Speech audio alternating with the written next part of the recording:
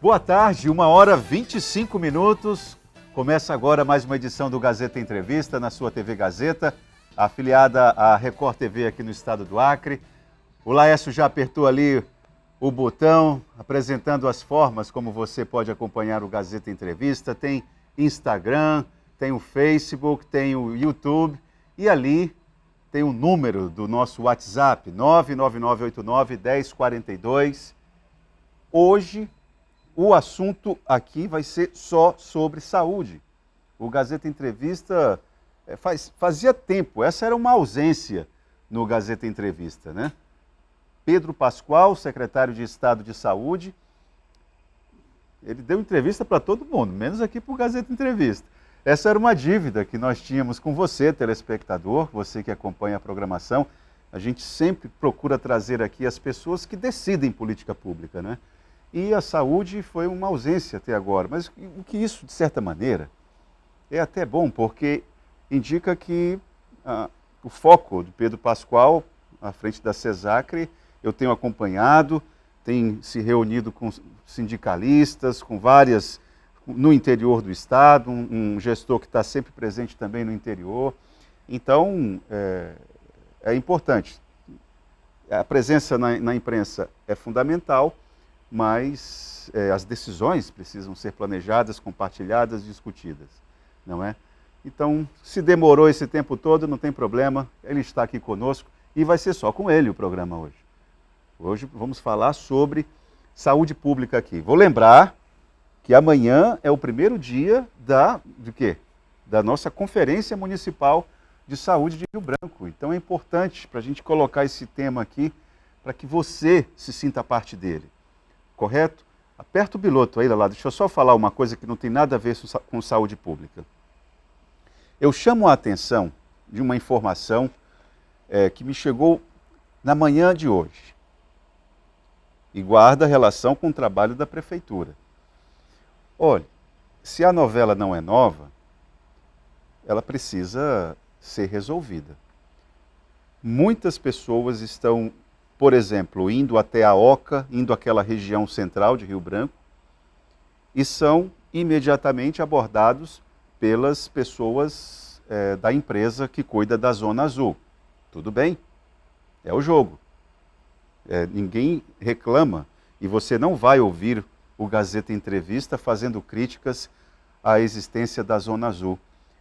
A Zona Azul é um instrumento importante para a organização dos espaços públicos, ponto. Se não tiver a área azul, a Zona Azul, aí sim nós temos a privatização de um espaço.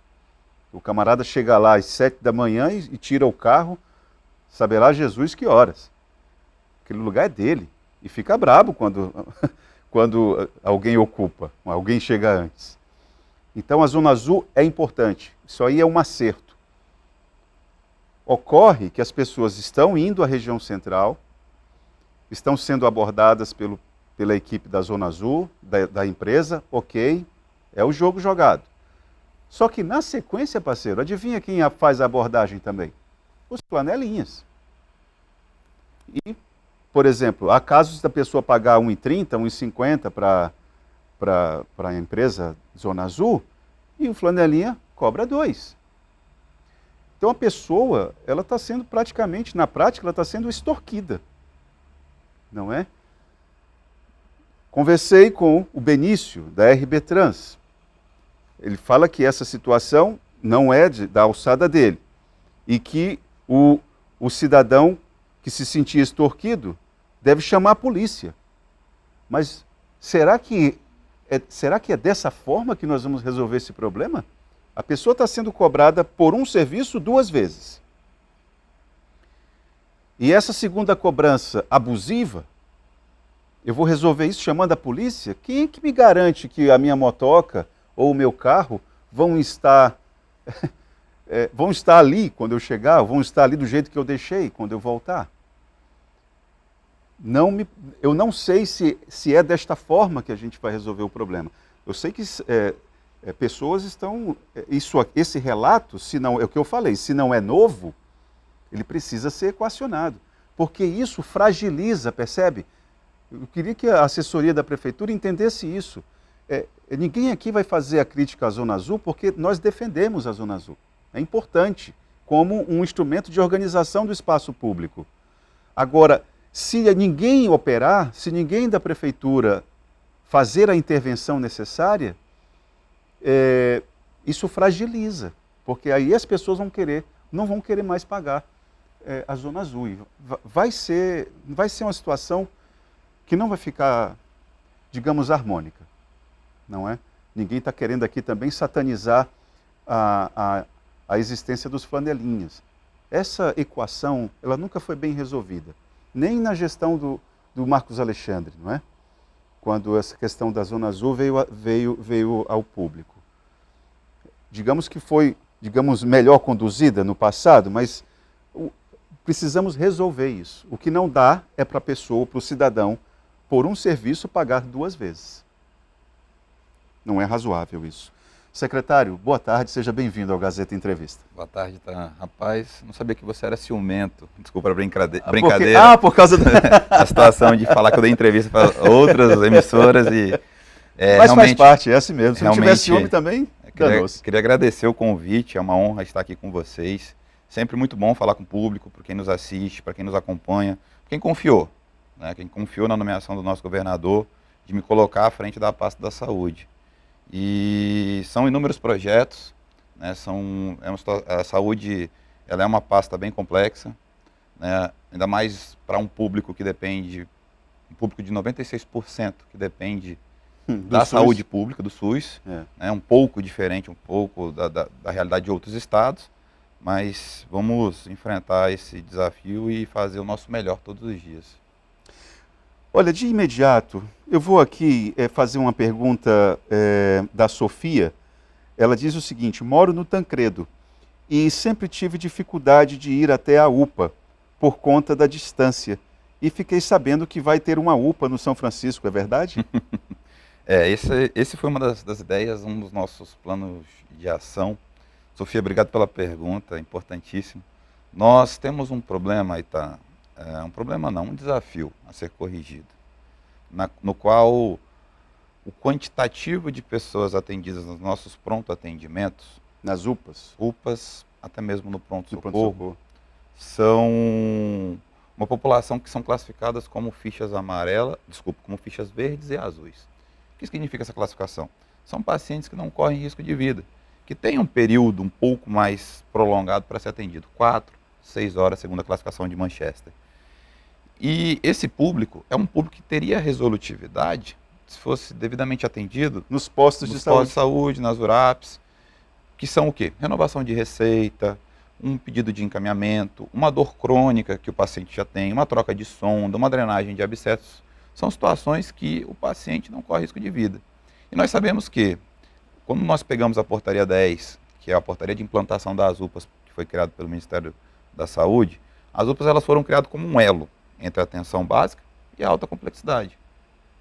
As UPAs, elas entram como uma unidade de pronto atendimento de fato para aquele paciente que está com uma febre, que está com, começa da média complexidade, uma febre, uma dor de cabeça com sinal focal, um sugestivo de um AVC, uma dor no peito, uma crise hipertensiva, um pico hiperglicêmico, diabetes descontrolada e outras situações que de fato configuram média e alta complexidade. Eu tenho uma dor no joelho há 10 anos, eu vou no pronto-socorro porque lá eu vou fazer a tomografia. Não, porque na hora que o paciente estiver infartado, com dor no peito, um idoso, os meus médicos vão estar atendendo aquele paciente com uma dor no joelho que tem há muito tempo. Então, assim, concluindo ali a ideia da pergunta da Sofia, a ideia, quando eu puxei a estatística dos atendimentos do pronto-socorro, nós vemos que nós tivemos um aumento significativo, e quando é puxado pelo bairro, nós vemos que temos muito São Francisco, Placas, Vanderlei Dantas, Montanhês, toda aquela situação daquela região que de fato não tem uma unidade de referência para atendimento. Então, desenhei um projeto, levei a Brasília, inclusive eu quero deixar aqui meu agradecimento aos nossos parlamentares que todos me recebem de braços e portas abertas lá em Brasília. onde eu consigo mostrar para eles os projetos e que de fato nós tivemos aí um padrinho, vamos colocar dessa forma, o deputado Roberto Duarte abraçou a causa e se comprometeu a nos auxiliar, destinar recurso para que a gente consiga de fato aí, se não na minha gestão, mas que pelo menos deixemos a semente plantada para que venha alguém e regue e dê bons frutos. Agora, por que no Acre, isso é uma dúvida que eu tenho, por que no Acre as UPAs estão sob responsabilidade do Estado? Normalmente as unidades de pronto atendimento elas são dos municípios, não são? E o SAMU. E o SAMU também, meu exatamente. Querido SAMU, um abraço aos meus samuzeiros, local, eu digo que é meu berço, né? E o SAMU. Aqui no Acre foi feita uma pactuação, não vou me recordar o ano, acredito que antes de eu ter chegado, aonde os SAMUs passaram a ser contribuição bipartite, aonde eu tenho responsabilidade da União, destinação de emenda, de recurso, de recurso de habilitação, o Ministério da Saúde repassa, e a contrapartida do Estado, que o Estado entra com 50% do que há necessidade de... Ah, não é do município? Não é do município. SAMU e UPAs, na verdade, toda a média e alta complexidade hoje... Do Estado. Fica sob a responsabilidade do Estado. Então, todos esses hospitais de pequeno porte nos municípios, as unidades mistas, todas são de responsabilidade do Estado, assim como o SAMU e as UPAs. A UPA de Cruzeiro do Sul, nós estamos em fase de habilitação para que garanta o repasse financeiro do Ministério da Saúde, mas isso aí foi uma pactuação que foi feita em alguma CIB, não vou me recordar o ano, mas que passaria a ser, ao invés de responsabilidade tripartite, União, Estado e município, ficou sob responsabilidade bipartite, município e União. Desculpa, Estado e União. E até então nós ainda não estudamos uma viabilidade, talvez municipalizar as UPAs. SAMU hoje, se for tentar municipalizá-lo, nós não garantiríamos a habilitação das nossas ambulâncias. Então talvez o SAMU hoje é o único que seria inviável, mas por que não as UPAs? Uma boa conversa com o nosso gestor municipal, entendendo a responsabilidade de cada um, mas hoje isso não está desenhado, tá? Hoje nós não pensamos isso não é prioridade, não, né? Não é prioridade. As UPAs estão funcionando com os desafios que nós estamos enfrentando, nós tivemos um aumento significativo, hoje nós estamos vendo a UPA da Sobral com alguns desafios a serem melhorados, mas tem que se levar em consideração que nós tivemos um aumento de 80% no número de atendimentos. Como estratégia, não sei se, eu acredito que é de conhecimento de todos, nós disponibilizamos médicos à gestão municipal para que nós tivéssemos as 3 unidades, Rony Meirelles, Maria Barroso e Cláudia Vitorino, aberta até às 22 horas para atender aqueles que viessem apresentar síndrome febril, síndrome diarreica, que tiveram contato com a alagação e estão sentindo algum sintoma, a própria síndrome respiratória, que está no momento aí de preocupação, de alerta para a gente. Mas enfim, a ideia de criar a UPA é de fato para tentar suprir uma das nossas fragilidades. Hoje conversei com o presidente do Sindicato dos Médicos, pediatra Guilherme Pulit. E ele fez uma crítica porque ele estava sendo cobrado. A classe médica está sendo muito cobrada nas UPAs, sobretudo nessa que você falou, a UPA da Baixada ali. Uhum. UPA da Baixada, 80 mil pessoas, 21 bairros. Então, os médicos estão se sentindo sobrecarregados ali, o secretário Pedro.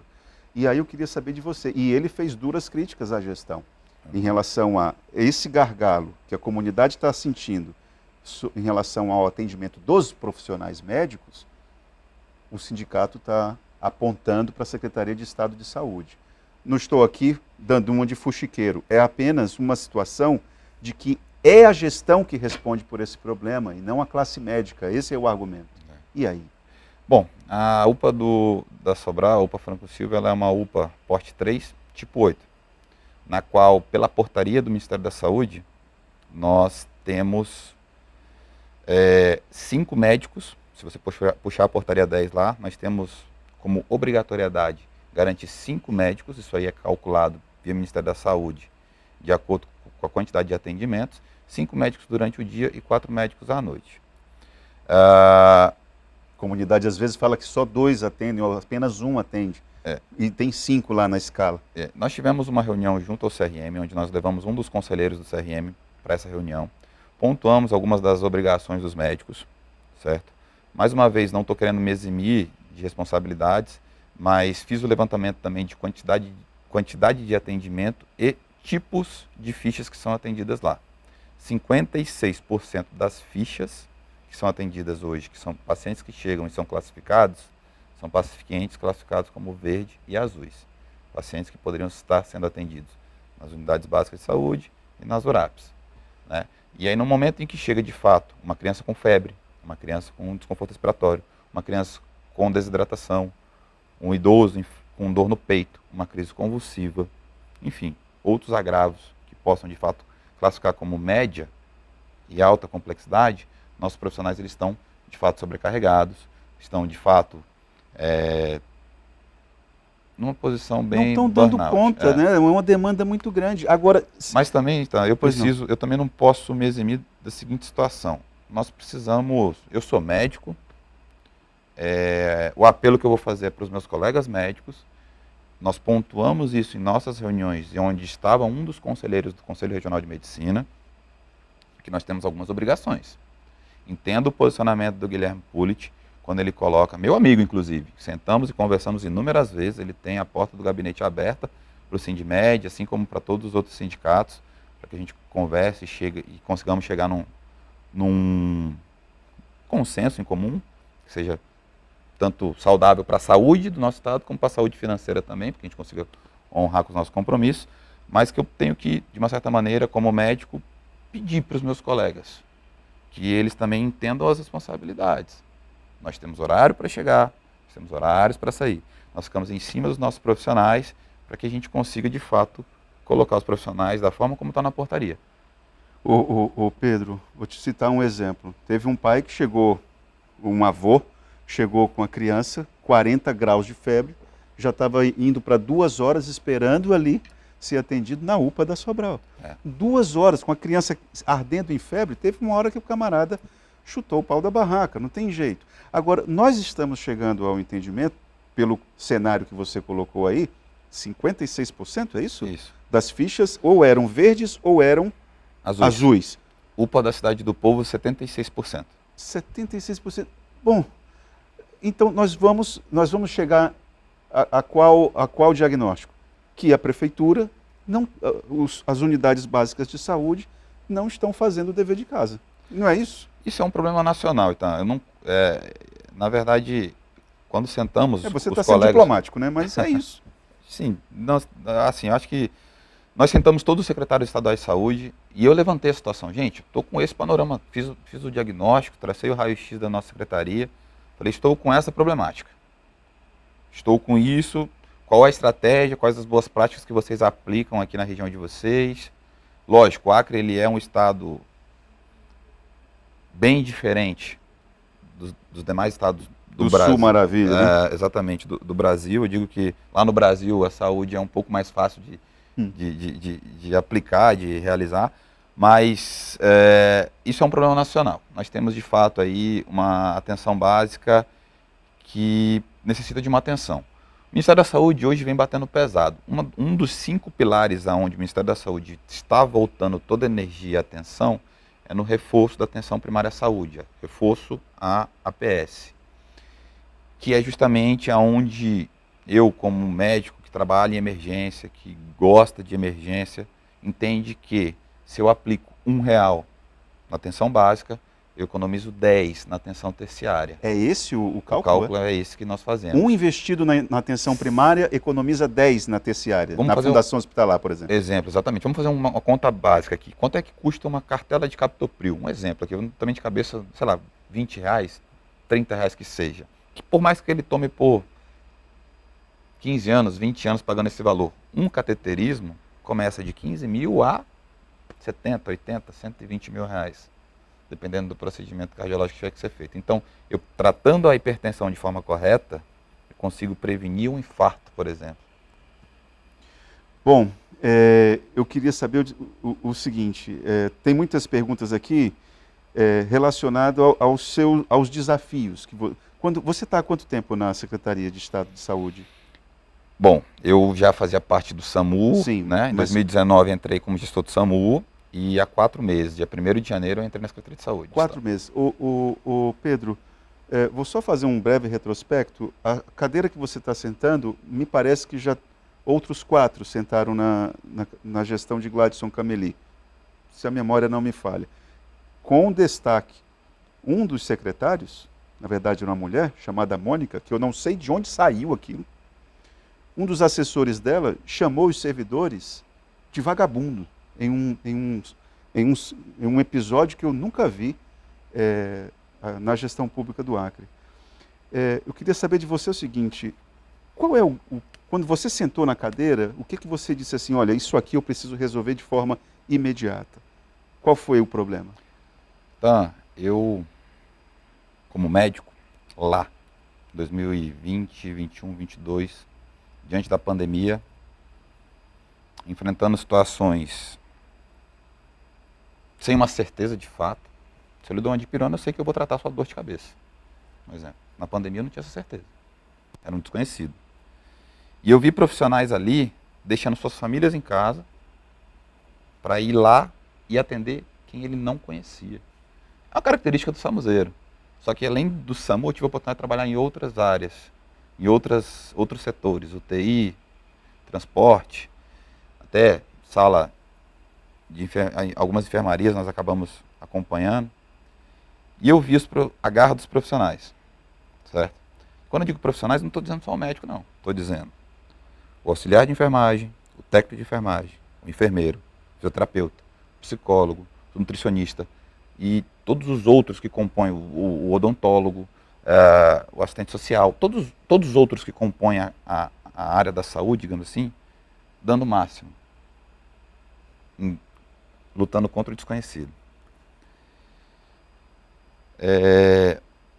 E assim, eu vi a garra de todos eles, vi que muitos profissionais reclamando sobre a questão da remuneração, vi de fato que eles trabalham em condições, vamos dizer assim, um pouco respeitosas, para dizer o mínimo, né? E que entra como obrigação também, da minha parte, valorizar o servidor. Tentar, junto ao governo, traçar medidas para que a gente valorize o servidor, para que ele consiga refletir a satisfação dele dos nossos pacientes. Você está querendo chegar na revisão do plano de cargos e carreiras, é isso? Isso. Pode ser também. A gente está tentando achar uma maneira para deixar... O que eu tenho hoje de maior reclamação? Tá? Então vamos aos extremos. Eu tenho lá profissionais que deram sangue na pandemia, que precisam de uma valorização. Tivemos, de fato, um plano de carreira realizado há 23 anos atrás. Exato. Né? Que por conta de motivos e, enfim, não houve brecha para que a gente conseguisse emplacar um novo plano que fosse, de fato, atualizado conforme a inflação e etc. Mas de um outro ponto eu tenho o quê? No meu WhatsApp, inclusive você foi um dos que me alertou, meu WhatsApp, meu Instagram, eu recebo algumas críticas de pacientes que são maltratados nas nossas unidades de saúde. Isso me parte o coração, me dói. Porque eu, quando atendia como médico, acredito que não me vem a lembrança de ter maltratado um paciente. Eu escolhi estar na posição que eu estou como médico. O paciente que está naquela situação de dor, de falta de ar, não escolheu estar naquela emergência. E seja na situação que for, emergência ou não, se está procurando unidade de saúde é porque está precisando. Então a gente tem que levar um atendimento humano também para a nossa população. Então quando a gente chega e faz esse apanhado de informações, de diagnóstico, de raio-x, enfim, nós vemos que nós precisamos ajustar muitos pontos. Um deles, de fato, é valorizar o nosso servidor. Mas eu vou dizer uma coisa, o nosso governo aprovou agora esse aumento linear, certo? Como uma tentativa de fazer o que dava nesse primeiro momento. E insatisfez a todos. Mas era o que dava. E, sim. De fato, o cobertor ele é menor do que nossas pernas, né? Mas que a saúde precisa de um plano de carreira. Eu vou puxar a sardinha, os demais secretários de segurança e educação me desculpem, mas eu preciso puxar a sardinha para o meu lado. Que se você conseguir fazer essa revisão, se essa revisão vier na sua gestão, você pode colocar isso no seu currículo, porque é o que você lembrou aí, é um plano de cargos e carreiras que está defasado há pelo menos 22, 23 anos. Então não é brincadeira, é uma referência que você vai criar e você vai colocar a sua digital aí. Agora, como é que vai ser essa construção é que eu não sei. Eu posso te interromper? Porque estão pedindo aqui para a gente interromper o bloco, a gente vai fazer o intervalo e já volta, pode Perfeito, ser? sem problema. Vamos para o intervalo e voltamos com Pedro Pascoal aqui no programa Gazeta Entrevista.